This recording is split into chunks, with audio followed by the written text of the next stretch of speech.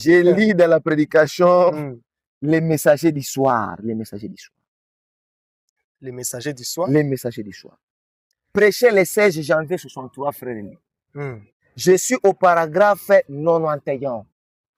Branham me dit, c'est pourquoi, quand Dieu envoyait ses prophètes, ces messagers du testament, il parlait à un seul homme. Un seul. Et il dit, c'est de cet homme qu'il devait apporter le message. Il continue, à partir de lui, d'autres allaient partout pour porter les mêmes messages. Et pourtant, on a dit par définition qu'un absolu, c'est la référence finale.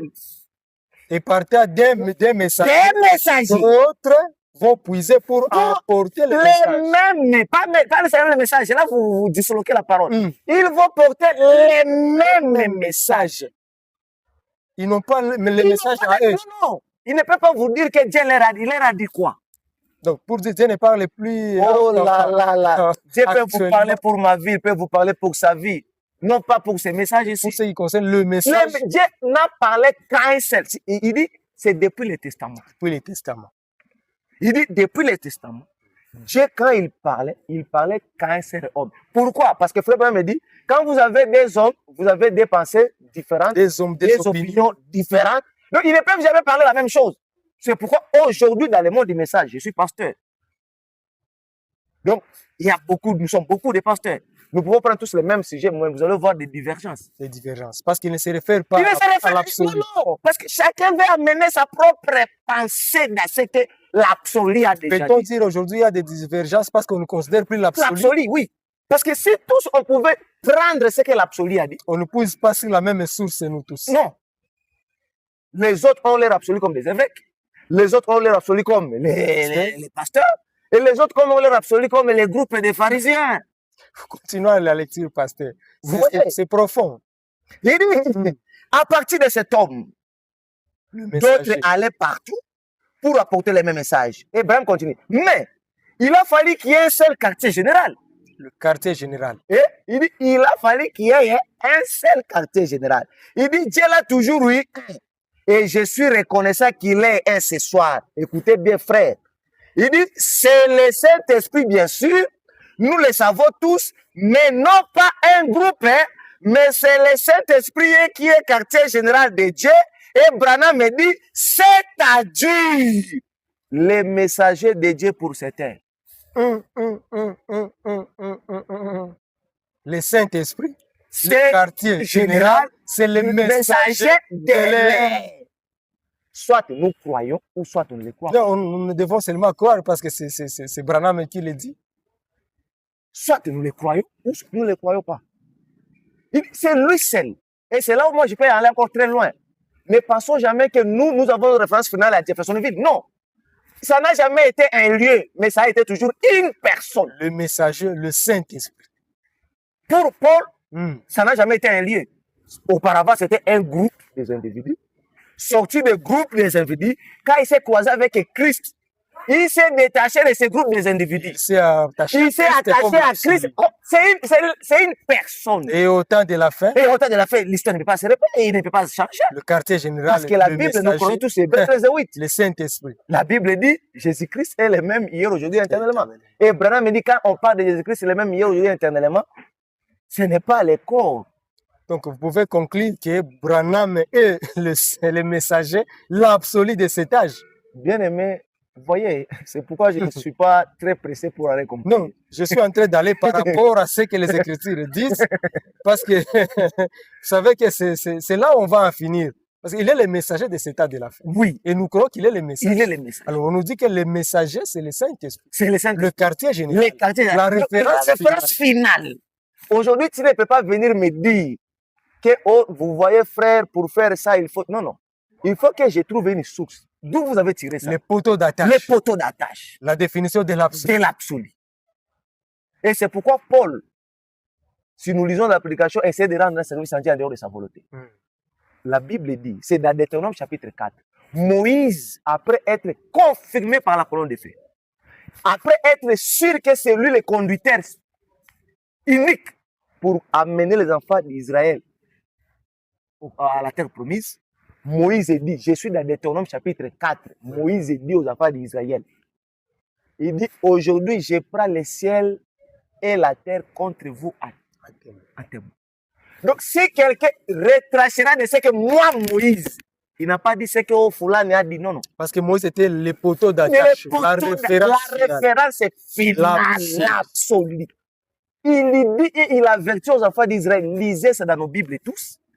Deutéronome chapitre 4. Il dit, je prends aujourd'hui les cieux et la terre contre vous à témoin. À témoin. Si quelqu'un retrache quelque chose, il n'entrerait même pas dans la pays promise. Si quelqu'un s'y ajouterait quelque chose, donc lui, il ne peut pas rester longuement dans cette terre promise-là.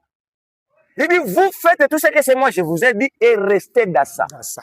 Et dans cette même circonstance, Branham me dit, aujourd'hui, j'ai dit au nom du Seigneur Jésus-Christ, ne mettez pas vos propres idées à ce que moi, Branham, j'ai dit. Amen. Vous voyez combien de fois que aujourd'hui, c'est là où je vais maintenant Moi, répondre à ta question. j'aimerais que nous puissions aller vraiment à ma réponse parce que C'est là où je vais maintenant oui, répondre à votre question. Je vais répondre à votre j'aimerais question. que vous devez filer Parce jusqu'à que ça. votre question, c'était, est-ce que c'est la Bible qui est l'absolu ou c'est Frère Branham qui est l'absolu? Je ne peux pas répondre à cette question parce que Branham a déjà répondu. J'ai juste dit la même prédication absolue. Branham me dit, la Bible est mon absolu, moi, Branham. Pasteur, lisez vais cette lire. déclaration. Mais vous, vous me prenez comme votre absolu. Moi, je vais lire. Lisez. La Bible, c'est Branham- l'absolu de de Branham. Branham, et il dit, Et mais vous, quand nous parlons de Branham, quand il s'adresse à vous, Donc, c'est-à-dire dans moi, cet et état les de autres, la fait, il n'y a que William Mario Branham Qui est qui doit l'absolu? se référer à la à Bible. la Bible, oui. Et nous, on doit se référer à lui. Frère, donc le problème est Nous que avons besoin de soubassement de la parole, les écritures par rapport à cette déclaration. j'ai fait ça, c'est un peu un problème.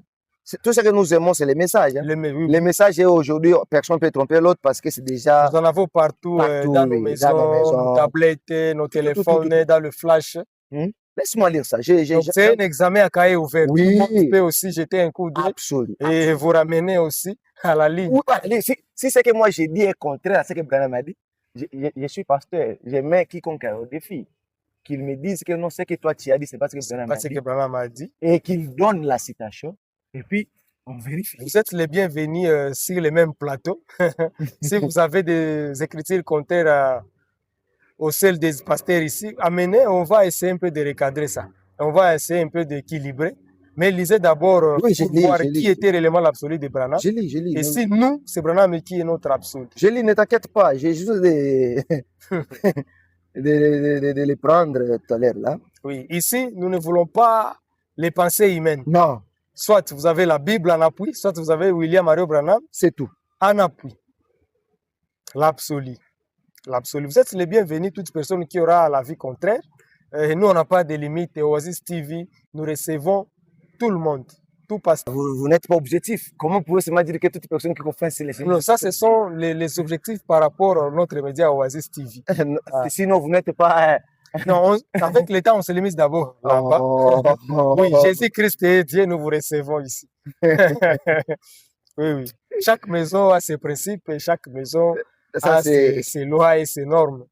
Peut-être avec l'État, on verra bien, mais pour l'instant, on se limite là-bas. Là, c'est déjà une discrimination. On ne discrimine personne. Il y a pas la discrimination. Nous nous retrouvons dans un pays laïque. C'est laïque, oui, mais la cause principale pour nous, c'est le Seigneur Jésus-Christ d'abord. C'est aussi un média évangélique. À partir de ces médias, on peut aussi gagner les âmes. Et d'ailleurs, croire, c'est comprendre. Qui sait qu'avec votre intervention, on n'aura pas des âmes qu'on va gagner à Christ qui vont nous suivre. Peut-être d'autres étaient déjà perdus, déroutés par de mauvaises connaissances et qui peuvent aussi rentrer à la ligne. Oui, c'est la vérité. Merci pour cette initiative. Non, il n'y a pas de discrimination chez nous. Jésus-Christ reste et il restera toujours notre Dieu. Nous soutenons cette cause-là. Ok. Nous vous encourageons, c'est une bonne chose. Merci beaucoup. Pendant que je cherche, c'est toujours dans la prédication absolue. Nous prenons directement la parole, c'est dans l'ordre de l'Église.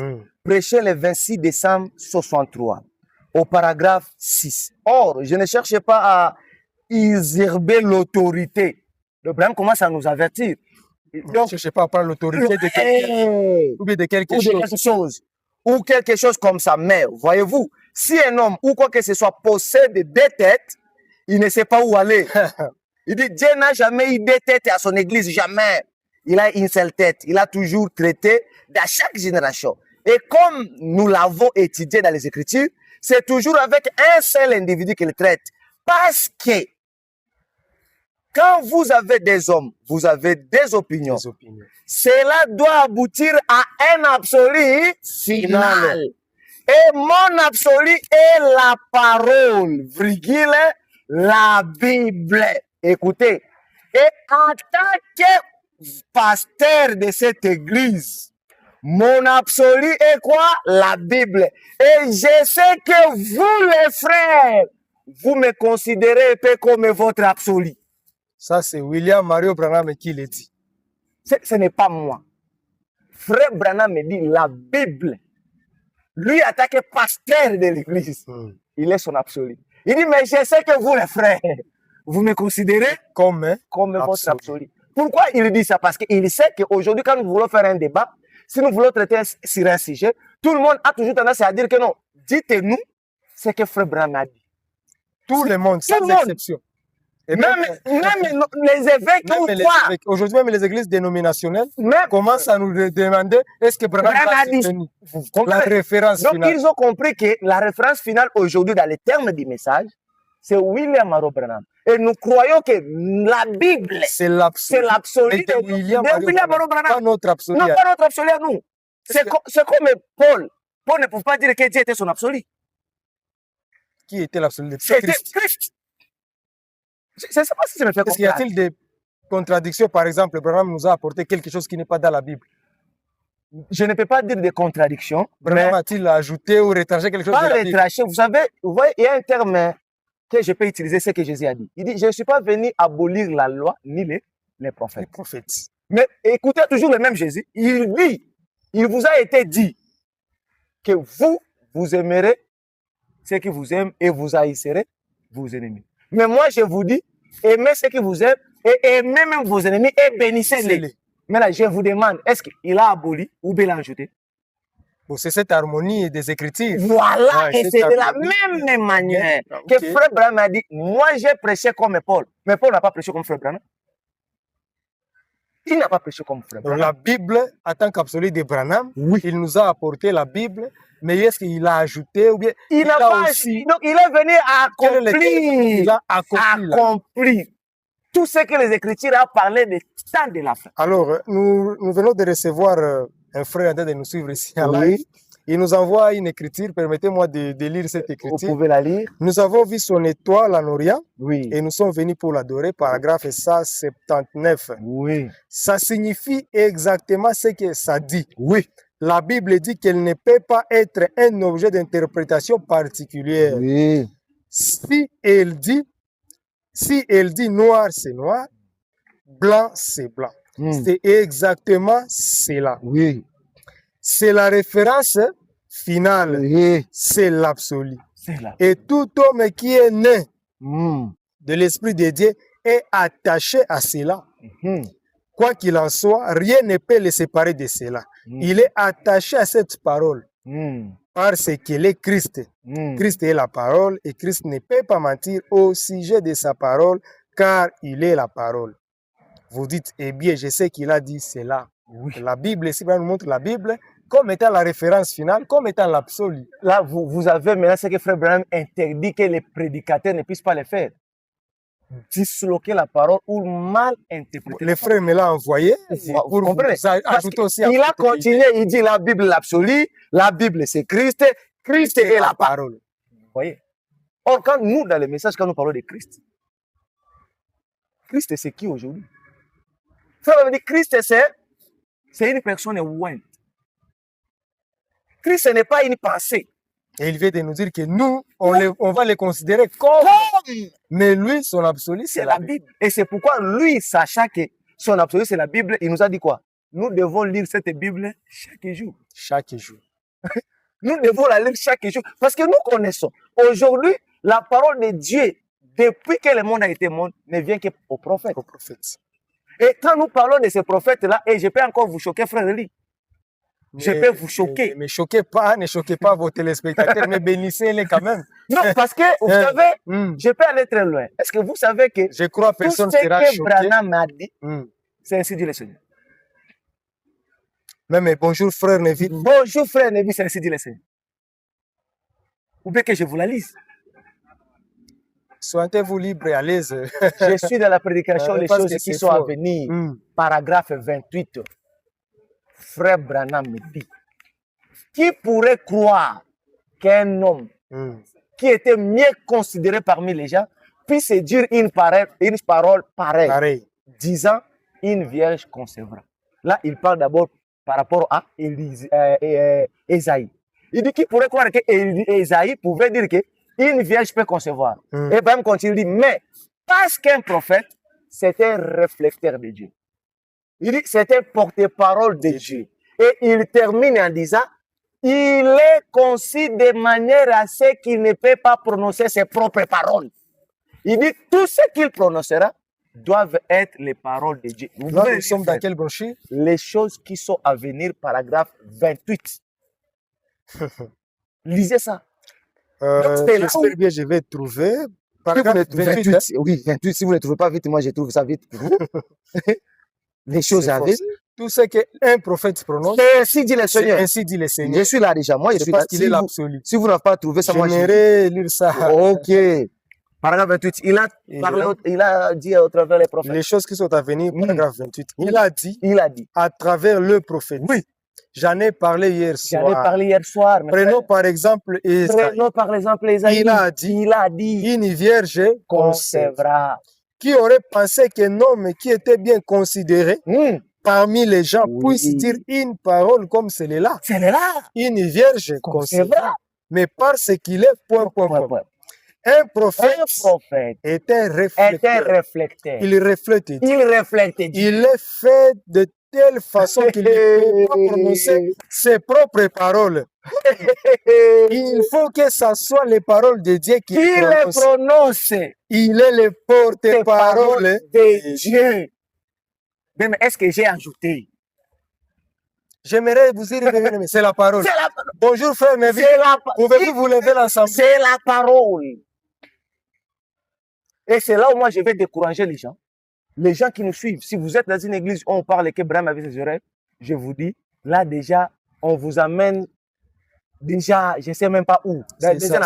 C'est une malédiction de dire qu'un prophète peut avoir des oreilles. C'est impossible, c'est une malédiction. Mais néanmoins, on dit qu'il avait ses pensées en tant qu'humain, il pouvait dire quelque chose et venir après encore les changer. Mon frère. On a plusieurs cas dans la vie de Branham. Pasteur, vous pouvez aussi équilibrer. Laisse-moi vous dire une chose. Vous savez, c'est Moïse qui dit aux enfants d'Israël, ainsi dit le Seigneur, Dieu m'a dit que vous, les enfants d'Israël, vous devez que prendre pour femmes les enfants qui sont ici en Israël. Il parle bien que c'est ainsi dit le Seigneur. Tout ce qu'un prophète dit, c'est ainsi dit le Seigneur. Mais les mêmes prophètes avec ce que dit le Seigneur, il part prendre une femme qui n'est pas d'Israël. Et il y avait des gens comme les autres, comme les Congolais d'aujourd'hui. Ne commet pas d'erreur. Il ne commet pas. On ne peut pas dire que c'était une erreur de la part. Laisse-moi terminer ça. Il a pris une femme qui n'était pas d'Israël. Et les gens comme les Congolais, qui lui disent non, ça c'est une erreur. Qu'est-ce que Dieu a dit? Il les a frappés par les lèpres. D'avoir reconnu l'erreur d'un prophète. Et il ne s'est pas limité là-bas. Dieu a dit à Moïse de frapper les rochers une seule fois pour que l'eau puisse sortir. Mais Moïse a frappé combien de fois? Il a frappé 2 fois. Est-ce que l'eau n'était pas sortie? C'était sorti. Donc, en résumé, qu'est-ce que je veux dire? Il ne commet pas d'erreur. Il ne commet pas d'erreur. Donc, quand un prophète commet une erreur, c'est-à-dire, parce que vous savez ce que vous venez de dire, qu'il a dit ceci et il est venu corriger ça. Lisez alors Ésaïe 39. Dieu lui-même dit à Ésaïe d'aller dire au roi Ézéchias de préparer sa maison parce qu'il va mourir. Je termine par là. Voyez-moi ça. Et Dieu dit ainsi, ainsi par l'Internet. Mais quand le prophète Ésaïe arrive chez le roi Ézéchias, il lui dit ça.